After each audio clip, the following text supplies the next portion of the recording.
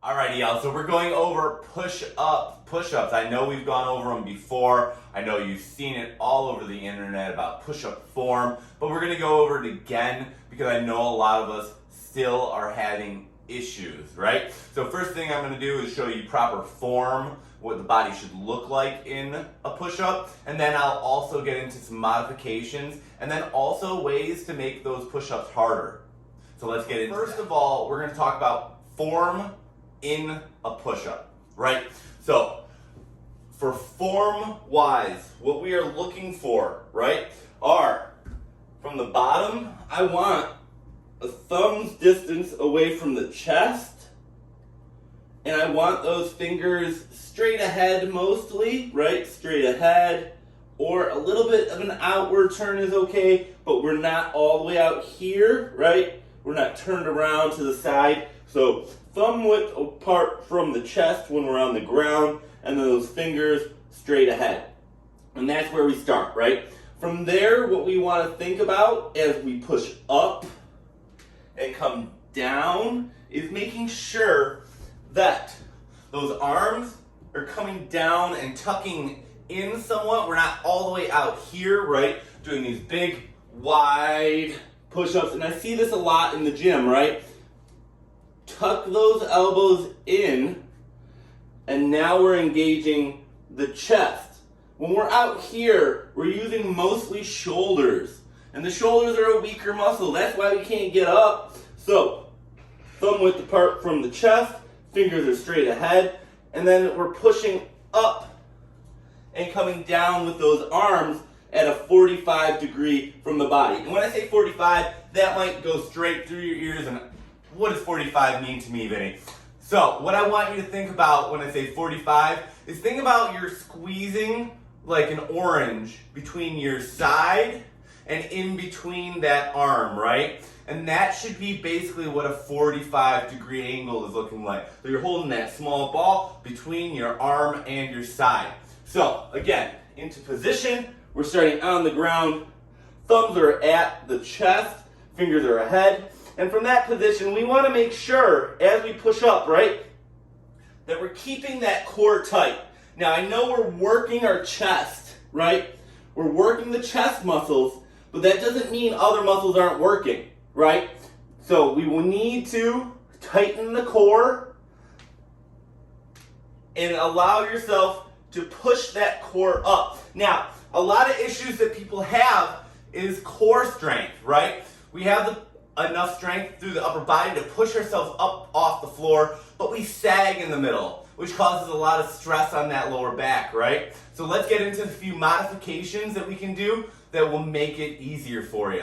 So let's get into the first modification, y'all, is just gonna be the one that we always talk about, and that's about doing them from the knees, right?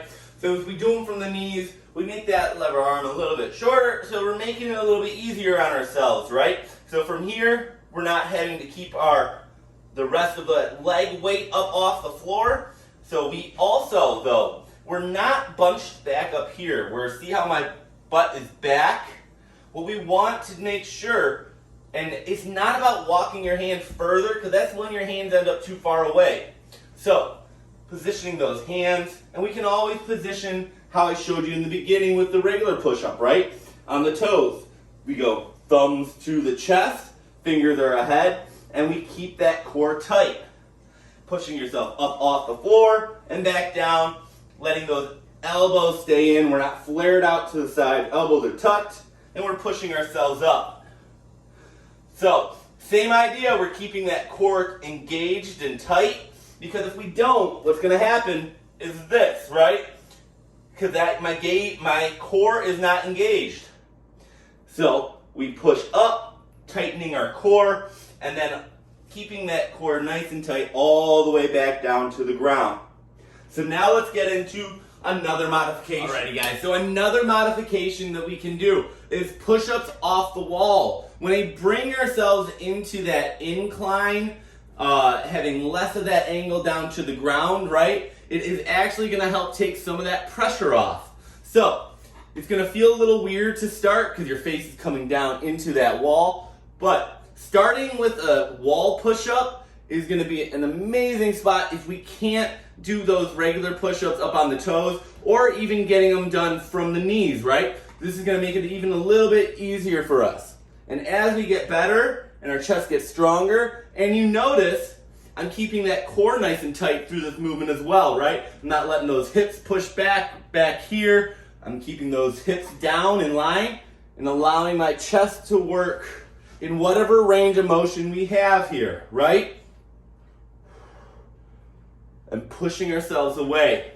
So that's another modification. Now, let's get into some progressions to make those push-ups even harder. Y'all. So now for progressions, we did our digressions or modifications to make it a little bit easier if you're having trouble. We've done the regular normal push-up from the toes. Now, I want to show you a couple ways to make your push-ups more difficult if you're able to do them from the toes and they're not hard enough when we're doing them during work, okay? So first progression we're gonna do is we're gonna elevate our feet up on a chair. So best way to do this is to start from a tabletop and to allow your feet both to come up onto that chair. From this position, we're gonna find where that chest is, right? Fingers are straight ahead.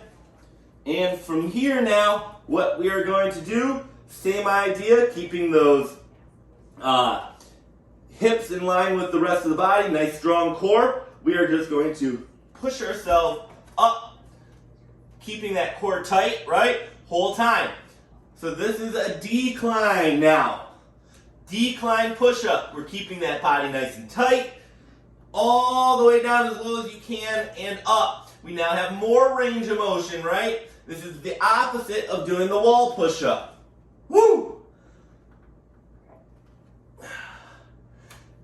And so that is supposed to be hard, y'all. It's supposed to be hard to keep that core tight, keep it in line with the rest of the body, right? And now we're using some leg muscles to help keep ourselves up, elevated on that chair as well. So now we're making that push-up harder, right? So let's do another progression. Another progression, and this is one that we did last week, or this week actually. We're gonna use a band, so our loop band, to make the push-up harder. So what I want you to do, and what I like to do is I like to put a cross in it.